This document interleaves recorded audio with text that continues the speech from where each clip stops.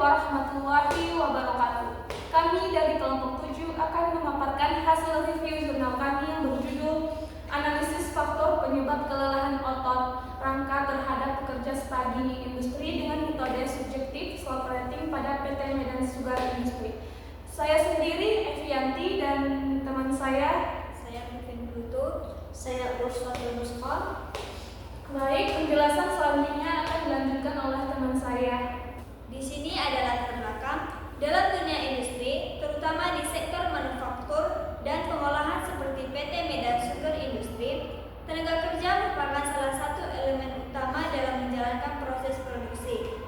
Aktivitas kerja yang dilakukan secara berulang, postur kerja yang statis atau tidak ergonomis, serta durasi kerja yang panjang berkontribusi besar terhadap munculnya kelelahan otot rangka pada pekerja. Kelelahan ini tidak hanya berdampak pada penurunan produktivitas, tetapi juga meningkatkan risiko kecelakaan kerja dan gangguan kesehatan jangka panjang. Salah satu pendekatan yang dapat digunakan untuk mengukur dan memahami tingkat kelelahan kerja secara langsung dari sudut pandang pekerja adalah metode subjektif self-rating. Metode ini memberikan gambaran subjektif namun akurat tentang persepsi pekerja terhadap tingkat kelelahan yang mereka alami selama atau setelah melakukan aktivitas kerja. Kelelahan kerja merupakan kondisi fisiologis maupun psikologis yang ditandai dengan penurunan energi dan motivasi kerja. Penelitian mengenai kelelahan ini penting dilakukan untuk mengidentifikasi faktor-faktor penyebabnya, baik yang bersifat internal seperti usia, masa kerja, dan status gizi, maupun eksternal seperti kondisi lingkungan kerja, postur kerja, serta intensitas cahaya dan suhu ruang kerja. Selanjutnya ada definisi kelelahan otot rangka. Kelelahan otot rangka merupakan suatu kondisi penurunan kemampuan otot dalam menjalankan fungsinya secara optimal akibat aktivitas fisik yang berlebihan, berkepanjangan, atau dilakukan dengan postur tubuh yang tidak ergonomis. Otot rangka yang berfungsi untuk menggerakkan tubuh secara sadar sangat rentan mengalami kelelahan saat digunakan secara terus-menerus tanpa waktu istirahat yang cukup. Kelelahan ini ditandai oleh rasa lemas, nyeri, kekakuan, hingga penurunan kekuatan otot. Secara fisiologis, kelelahan otot terjadi karena berkurangnya energi dalam sel otot atau ATP, menumpuknya asam laknat, kurangnya oksigen, serta gangguan pada transmisi sinyal saraf ke otot. Dalam konteks pekerjaan, terutama pekerjaan fisik berat seperti di industri staging gula, kelelahan otot dapat disebabkan oleh faktor seperti angka beban berulang, durasi kerja panjang, lingkungan kerja panas, serta kurangnya alat bantu ergonomis. Kelelahan otot ini tidak hanya berdampak pada penurunan produktivitas dan kinerja kerja, tetapi juga meningkatkan risiko cedera dan gangguan muskulo. Selanjutnya ada jenis-jenis kelelahan otot rangka.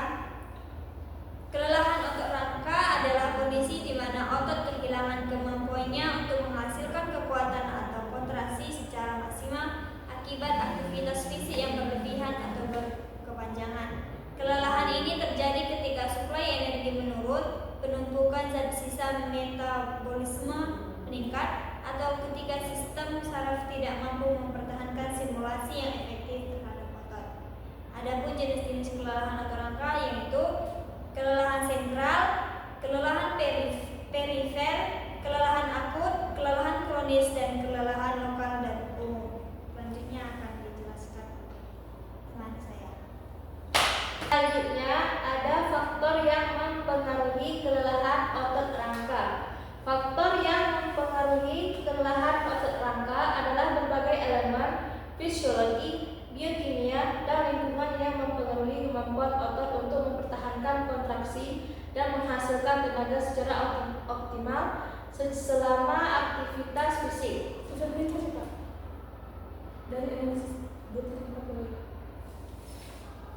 Selanjutnya ada analisis kelelahan otot rangka. Analisis kelelahan otot rangka merupakan suatu kajian atau evaluasi yang dilakukan untuk memahami proses, penyebab, dan dampak dari penurunan kemampuan otot rangka dalam menghasilkan gaya atau melakukan kontraksi secara optimal setelah digunakan secara terus-menerus atau dalam jangka waktu yang lama. Selanjutnya itu ada bab 3, metode penelitian. Yang pertama ada jenis penelitian. Penelitian yang dilakukan oleh Immanuel William RHS dan Manik Machandra. Ini termasuk ke dalam jenis penelitian deskriptif kuantitatif dengan pendekatan studi kasus lapangan. Pendekatan ini digunakan untuk menggambarkan secara objektif fenomena kelelahan kerja yang dialami oleh pekerja bagian stagi di salah satu perusahaan manufaktur, yaitu PT Medan Sugar Industri. Penelitian deskriptif dipilih karena mampu menyajikan data yang konkret dan terukur mengenai kondisi aktual di lapangan. Selanjutnya ada objek penelitian.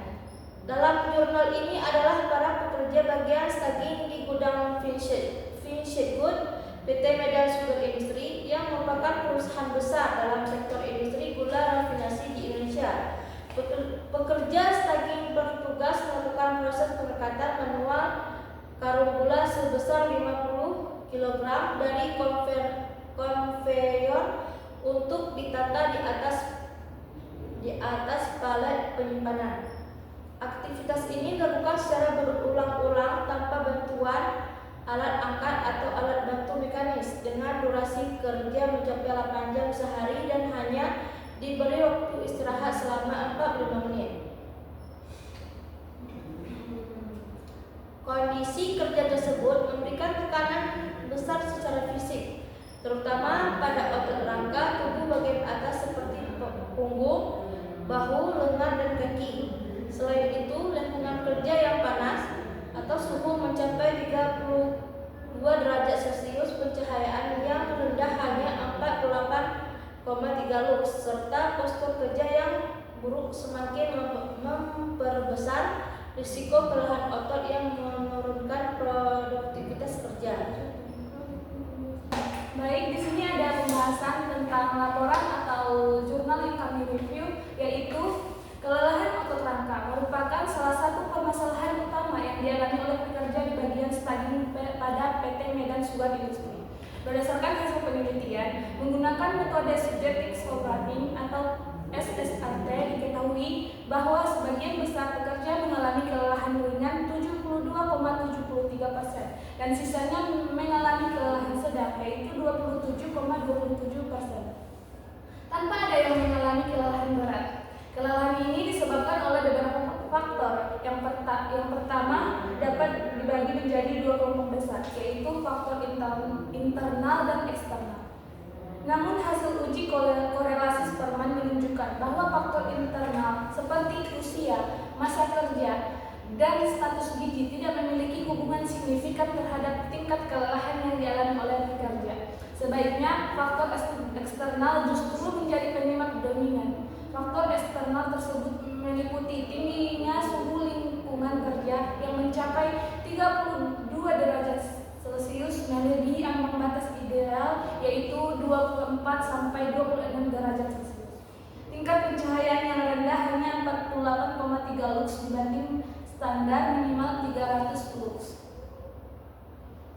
Dari sisi kesehatan fisik, kelelahan otot rangka berpotensi menimbulkan gangguan muskuloskeletal atau MSDS seperti nyeri otot, cedera sendi, serta kejang otot.